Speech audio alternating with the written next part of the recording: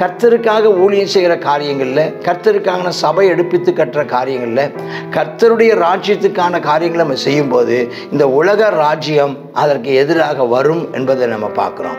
ஏனென்றால் உலக ராஜ்யம் தேவனுடைய ராஜ்யத்துக்கு அன்றிலிருந்து இன்று வரைக்கும் அது சத்துருக்களாகவே இருக்கிறார்கள். ஆனாலும் சத்துருக்களின் மேல் கர்த்தருடைய கை உயரும்.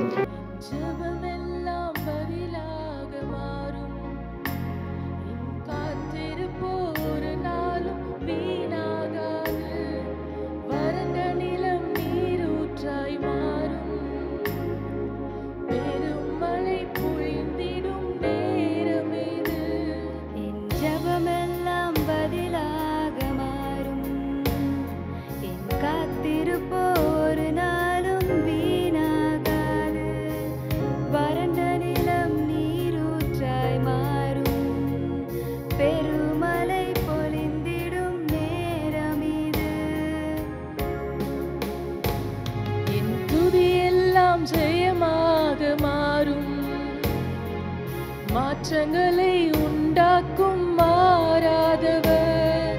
பெற்றிடுவோம் விசுவாசத்தால், ஜெபித்ததையும் இழந்ததையும் இரட்டிப்பாக. நாம் நினைப்பதற்கும் வேண்டுவதற்கும் மேலாய் மேலாய் நன்மை செய்வார். நான் வெட்கப்பட்ட நாட்களுக்கு ஈடாய் ஈடாய் நன்மை செய்வார். பரிபூர்ண ஜீவன் நீ பராக்கிரமமே, ஜோதிகளின் பிதாவே மனம் இறங்கும். பரிபூர்ண ஜீவன் நீ பராக்கிரமமே, ஜோதிகளின் பிதாவே மனம் இறங்கும். கர்த்தருடைய நாமத்திற்கு மகிமை உண்டாவதாக. எஸ்ரா புஸ்தகம் 4வது அதிகாரம். சிறையிருப்பிலிருந்து வந்த ஜனங்கள் இஸ்ரவேலின் தேவனாய் கர்த்தருக்கு ஆலயத்தை கட்டுகிறார் என்று யூதாவுக்கும் பென்யமீனுக்கும் இருந்த சத்துருக்கள் கேள்விப்பட்ட போது, எப்பவுமே ஆலயம் கட்டும் போதும் சரி, புதிய ஏற்பாட்டில் திருச்சபை கட்டும் போதும் சரி, ஒரு வீட்டு சபை கட்டப்படும் போதும் சரி, அவர்களுக்கு இருக்கிறதான சத்துருக்கள் கேள்விப்படும் போது அவர்கள் விரோதமாக வர்றாங்க. அவங்க செருபாபேல்கிட்ட வர்றாங்க. அவர் தலைவர் பிதாக்கள் இடத்திற்கு வந்து உங்களோடு கூட நாங்களும் கட்டுவோங்கிறான். பாருங்கள், எடுத்த உடனே நினைச்சிடறேன் நாங்களும் கட்டுவோம் அப்படின்னு வர்றான். அப்போ உங்களை போல நாங்களும் உங்கள் தேவனை நாடுவோம், விடுத்து எங்களை வரப்பண்ண அசிரியா ராஜாவை எசரத்தோன் நாட்கள் முதற்கொண்டு அவருக்கு நாங்களும் பழகிட்டு வர்றோம் சொல். அப்போ அவங்களும் என்ன செய்ய விரும்புகிறாங்கன்னா, நாங்கள் கூட இருப்போம், உங்களோட கூட சேர்ந்து இருப்போம். முதலாவது காம்ப்ரமைஸ் பண்ணுறதுக்கு வர்றாங்க. நாங்களும் எங்களையும் சேர்த்துக்கோ, நம்ம எல்லோரும் சேர்ந்து கட்டுவோம் அப்படின்னா அப்போ நாங்கள் அதில் பங்கு கேட்குற மாதிரி அவன் தேவா உண்மையில் தேவனை ஆராதிப்பதில்லை. அவனை உள்ளே கொண்டு விட்டு அவன் என்ன செய்வான், அவன் இஷ்டத்துக்கு சபையை நடத்திட்டு போயிடுவான். அதனால் அவங்க சொல்லிட்டாங்க, இல்லை நாங்கள் உனக்கு வாய்ப்பு கிடையாது. ஆமென், ஸ்தோத்திரம். நோக்கி தேவனுடைய ஆலயத்தை கட்டுறதுக்கு உங்களுக்கும் எங்களுக்கும் சம்மந்தம் கிடையாது.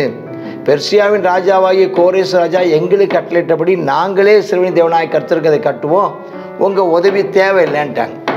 அப்படி சொன்ன உடனே அந்த தேசத்து ஜனங்கள் யூதா ஜனத்தின் கைகளை தளர பண்ணினார்கள், கட்டாதபடிக்கு அவர்களை சங்கடப்படுத்தினார்கள். 2 காரியம். மனசை என்ன செய்ய வேறு நிந்தையான வார்த்தைகள் எல்லாம் சொல்லி அவங்கள மனம் தளர பண்ணாங்க. அதே மாதிரி நிறைய சிக்கல்களை எல்லாம் உண்டாக்கி சங்கடப்படுத்தினாங்க. அப்போ பெர்சியாவின் ராஜாவாகிய கோரேசின் காலம் முழுவதும் தரியுன்னு பெர்சியா ராஜா அரசாண்ட காலம் வரைக்கும் அவர்கள் யோசனை அபத்தமாக்கும்படி அவர்களுக்கு விரோதமாக ஆலோசனைக்காரருக்கு கைக்கூலி கட்டி அவங்க தடை பண்ணிகிட்டே இருக்கிறாங்க. அவங்க அகாஸ்வேரு அரசாள்கிற போது ராஜ்யபார் துவக்கத்தில் என்ன செய்கிறாங்க, ஒரு பிராது, பெரியாதுன்னு இருக்கு பார்த்தீங்க, பிராது ஒரு புகார் மனு கொடுக்குறாங்க. அவங்க நம்ம இப்போ கோர்ட்டில் சொல்லும்ல, அதை மாதிரி கோர்ட்டில் என்ன செய்கிறாங்க, அவங்க போடுறாங்க, பிரியாது எழுதி கொடுக்குறாங்க. அப்போ அந்த காலத்துலேயே கோர்ட் இருக்குது, அந்த காட்டிலே கோர்ட்டுக்கு சில விஷயமாக அவங்க போயிருக்கிறாங்க.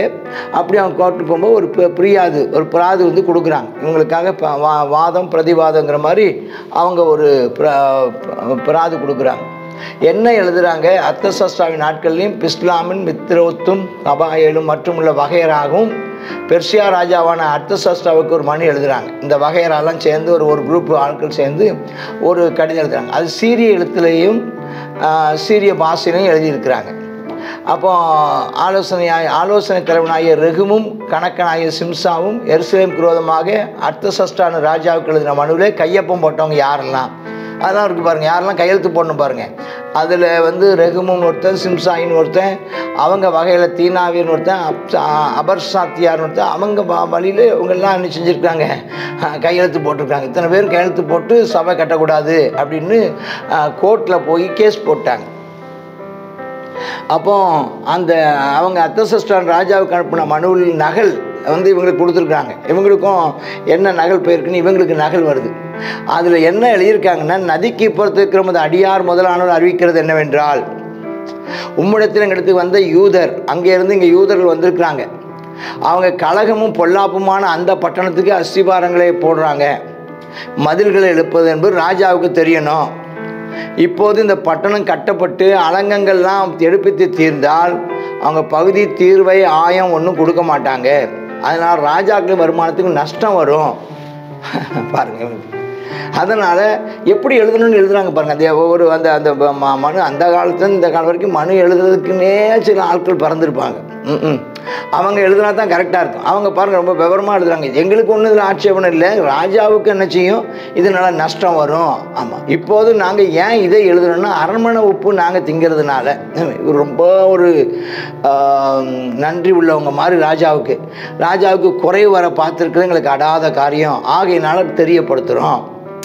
உம்முடைய பிதாக்களின் நடவடிக்கை புஸ்தகத்தில் சோதித்து பார்க்க உத்தரவாகணும். இந்த பட்டணம் கலகம் என்ற பட்டணம், ராஜாக்களுக்கும் சீமைகளுக்கும் நஷ்டம் உண்டாக்குற பட்டணம். பூர்வ காலம் முதல் கலாதி இருக்குது. இந்த இதில் நிறைய இந்த ஊரை பற்றி நிறைய பிரச்சனைகள் இருக்குது. இந்த பட்டணம் பால் கடிக்கப்பட்டதுன்னு நீங்கள் பார்க்கலாம். ஆகினால் இந்த பட்டணம் ஒருவேளை கட்டப்பட்டு அலங்கங்கள்லாம் எடுப்பித்து தீர்ந்தால் நதிக்கு இந்த புறத்தில் உங்களுக்கு ஒன்றுமே இராதுன்னு ராஜாவுக்கு அறியப்படுத்துகிறோன்னு எழுதி அனுப்பிட்டாங்க. அப்போ ராஜா ஆலோசனை தலைவனாகிய ரெகுமுக்கும் கணக்கனாகிய சிம்சாய்க்கும் சமாரியாவில் இருக்கிற மற்றும் அவர்கள் எல்லா வகையராவுக்கும் நதிக்கு அப்புறத்தில் இருக்கிற மற்றவர்களுக்கு எழுதி, ஆமாம் உங்களுக்கு சமாதானம், உங்கள் மனுவை நாங்கள் தீர்க்கமாக வாசித்ததில் அந்த பட்டணம் பூர்வ காலத்தில் ராஜாக்களுக்கு விரோதமாக எழும்பிடுதுன்னு பார்க்குறோம். அதில் கலகமும் ராஜ துரோகம் காணப்பட்டதையும் எழுதி வச்சிருக்குது. அந்த எருசலேமில் வல்லமையுள்ள ராஜாக்கள் இருந்தாங்கன்னும், அவங்க நதிக்கு அப்புறத்தில் இருக்கிற சகல தேசங்களையும் ஆண்டு வந்தாங்கன்னும், பகுதியும் தீர்வையும் ஆயமும் அவங்களுக்கு செலுத்தப்பட்டு வரணும்னு நாங்கள் அறிஞ்சோம். அது சாதாரண கூட்டம் இல்லை, அவங்க வந்து ரொம்ப ஒரு பெரிய பிரபல்யமானவங்க தான். அவங்களுக்குள்ள விசேஷித்த ராஜாக்கள்லாம் இருந்திருக்கிறாங்கன்னு தெரிய வருது. அதனால் இப்போதும் நம்மிடத்துலேருந்து மறு உத்தரவு வர்ற வரைக்கும் அந்த மனிதர் பட்டணத்தை கட்டாமல் நிறுத்தி விடும்படி கட்டளையிடுங்கள். அந்த பட்டணம் நிறுத்தி விடட்டும், ஸ்டே போட்டுருங்கன்ட்டான். இதில் தவறாதபடி எச்சரிக்கையா இருங்க, ராஜாக்களுக்கு நஷ்டமும் சேதமும் வர்றது ஏன் அப்படின்னு எழுதிட்டார். அப்போ ராஜாவை அர்த்தசாஸ்திர உத்தரவின் நகல் ரெகுமுக்கும் கணக்கனாய் சிம்சோய்க்கும் வகையராவு கிடைச்ச உடனே அவங்க வேகமாக தீவிரமாக வந்து எருசலேம் யூதரை போய் ஆமாம் கட்டக்கூடாதுன்னு பலவந்தமாக கட்டாதரா போட்டு அவங்கள 4 பேர் இழுத்து அடித்து செங்கலெல்லாம் கட்டினதையும் உடைச்சி ஆமாம் பலவந்தத்தோடு கட்டாயத்தோடு வேலை செய்யாதபடி நிறுத்தி போட்டாங்க. எப்படி இருக்குன்னு பாருங்கள், எப்படி இருக்கும். ஆணையம் கட்ட முடியாமல் போயிடுச்சு. அது கேஸ் போட்டு ஆமாம் கோர்ட்டு ஆர்டர் வந்து அவங்க ஸ்டே ஆர்டர் போட்டு கட்ட விடாதபடி தடை பண்ணப்பட்டுச்சு. அப்போ இனி கட்டுறதுக்கு அவன் ஆளை வச்சு பார்த்துட்டே இருக்கான், திரும்ப கட்ட முடியாதபடி. அப்போது எருசலேமில் தேவனுடைய ஆலயத்தின் வேலை தடைப்பட்டு வந்துச்சான். பெர்சியாவின் ராஜாவை தரியூர் ராஜ்யபாரம் பண்ண 2ஆம் வருஷம் வரைக்கும் அது நிறுத்தப்பட்டுருச்சான். ரொம்ப நீண்ட காலம் என்ன செய்யப்பட்டுருச்சு, அந்த ஆலயம் கட்டப்பட்டது நிறுத்தப்பட்டுருச்சு. கிட்டத்தட்ட 16 வருஷம் சொல்கிறாங்க. அத்தனை வருஷம் என்ன செஞ்சு போச்சான், சபை கட்டுறது நின்று போச்சு. இன்றைக்கி அப்படிப்பட்ட தடைகள் வரும், பயப்படாதீங்க. கோர்ட்டு கேஸுகள் வரும், பயப்படாதீங்க. கோர்ட்டுக்கு போக வேண்டியதாக இருக்கும். ஆமென், ஸ்தோத்திரம். கோர்ட்டிலேருந்து நமக்கு சமன் வர்றதா இருக்கும். ஒன்றும் பயப்படாதீங்க. கர்த்தர் உங்களோடு கூட இருக்கிறார். அவர் காரியத்தை வாய்க்க பண்ணுவார். இங்கே அவர்கள் இப்போது அவர்கள் ஜெயித்தது போல் ஆகிப்போச்சு அவங்களுக்கு. ஆனாலும் கர்த்தர் அவர்கள் நடுவிலையும் கர்த்தர் கிரியை செய்து ஆண்டவர் எப்படி அடுத்து நாளைக்கு என்ன செய்கிறான்னு சொல்லி நம்ம பார்ப்போம். கர்த்தர் நம்மை ஆசீர்வதிப்பாராக. கற்றுக்கொள்வது என்னென்னா, கர்த்தருக்காக ஊழியம் செய்கிற காரியங்களில், கர்த்தருக்கான சபை எடுப்பித்து கட்டுற காரியங்களில், கர்த்தருடைய ராஜ்யத்துக்கான காரியங்களை நம்ம செய்யும்போது இந்த உலக ராஜ்யம் அதற்கு எதிராக வரும் என்பதை நம்ம பார்க்குறோம். ஏனென்றால் உலக ராஜ்யம் தேவனுடைய ராஜ்யத்துக்கு அன்றிலிருந்து இன்று வரைக்கும் அது சத்துருக்களாகவே இருக்கிறார்கள். ஆனாலும் சத்துருக்களின் மேல் கர்த்தருடைய கை உயரும். கர்த்தரே ஜெயம் எடுப்பார். ஆமேன், ஆமேன். God bless you.